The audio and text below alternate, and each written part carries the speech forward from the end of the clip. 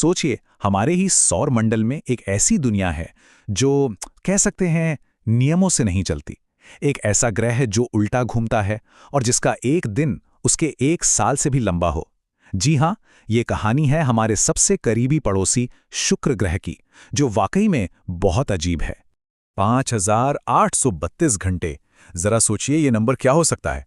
मतलब ये कोई हफ्ता नहीं है, महीना तो बिल्कुल नहीं। ये शुक्र ग्रह पर सिर्फ एक दिन की लंबाई है। जी हां, एक दिन। और बात यहीं खत्म नहीं होती, बल्कि यहां से तो और भी ज्यादा अजीब हो जाती है।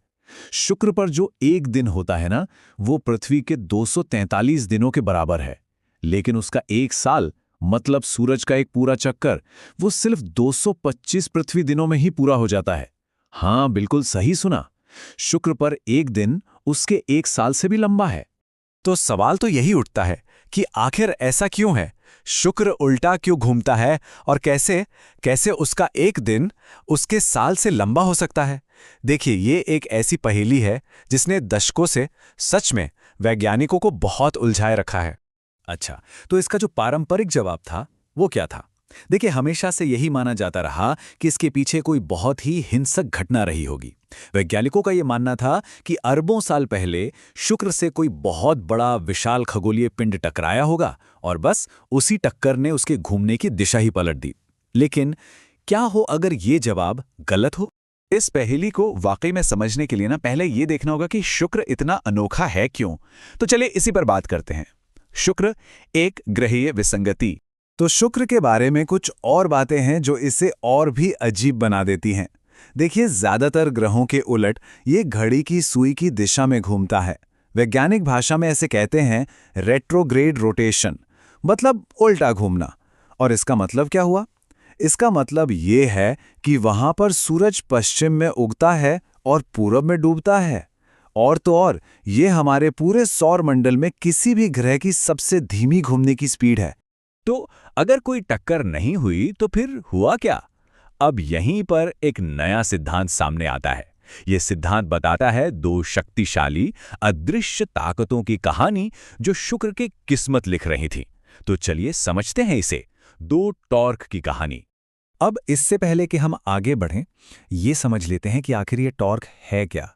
देखिए, आसान शब्दों में कहें तो ये एक घुमावदार बल है जो किसी भी चीज को घुमाता है। जैसे हम दरवाजा खोलते हैं ना, वो भी टॉर्क है। और इसी तरह एक ग्रह को घुमाने के लिए भी टॉर्क ही काम करता है। और शुक्र के केस में ना, दो टॉर्क एक दूसरे के बिल्कुल खिलाफ काम कर रहे हैं। एक तरफ है टाइडल टॉर्क, ये सूरज की ग्रेविटी से पैदा होता है और शुक्र की स्पीड को धीमा करने की कोशिश करता है, बिल्कुल एक ब्रेक की तरह। और दूसरी तरफ है एटमॉस्फेरिक टॉर्क। शुक्र का जो घना और गर्म वायुमंडल है ना, वो एक बहुत बड़े इंजन की तरह काम करता है जो ग्रह को उल्टी दिशा में धकेलता है। तो ज्यादातर ग्रहों के साथ होता क्या है?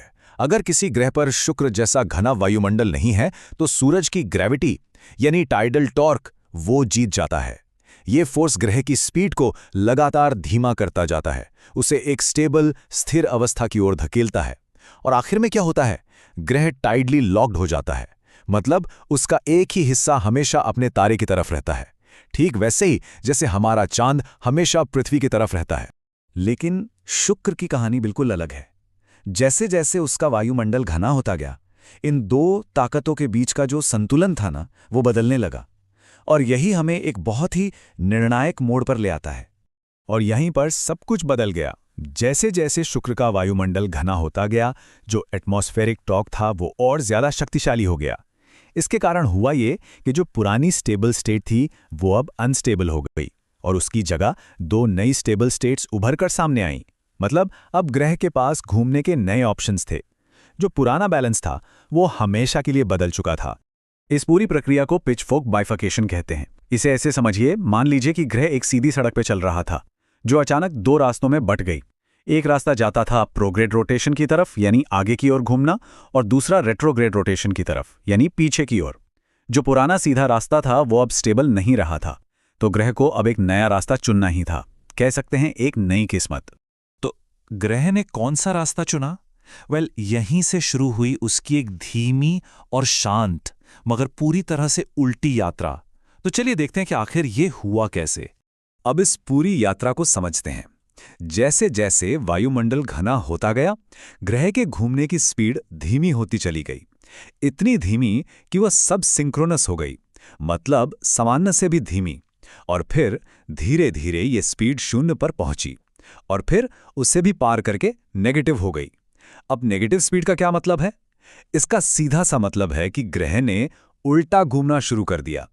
ये एक बहुत ही धीमी और क्रमिक प्रक्रिया थी, कोई अचानक हुई घटना बिल्कुल नहीं।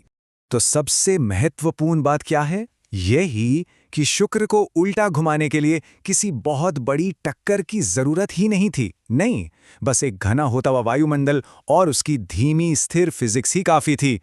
ये एक तरह की शांत क्रांति थी, कोई बहुत बड़ी ब्रह्मांडीय तबाही नहीं। लेकिन ये कहानी सिर्फ शुक्र की नहीं है। ये जो खोज है ना, ये हमारे ब्रह्मांड को देखने के नजरिए को ही बदल देती है। तो चलिए देखते हैं कि बाहरी दुनिया के लिए इसके क्या मायने हैं। इस रिसर्च पेपर के जो लेखक हैं, एस फिराज मेलो, वो एक बहुत ही कमाल की बात कहते हैं। वो कहते हैं कि किसी ग्रह के घूमने का उलट जाना कोई बहुत ही असाधारण घटना नहीं है, और ऐसा हमारे जाने पहचाने एक्सोप्लैनेट्स के बीच जो रहने लायक जोन में है कई बार हुआ हो सकता है। तो जीवन की खोज के लिए ये इतना ज़रूरी क्यों है?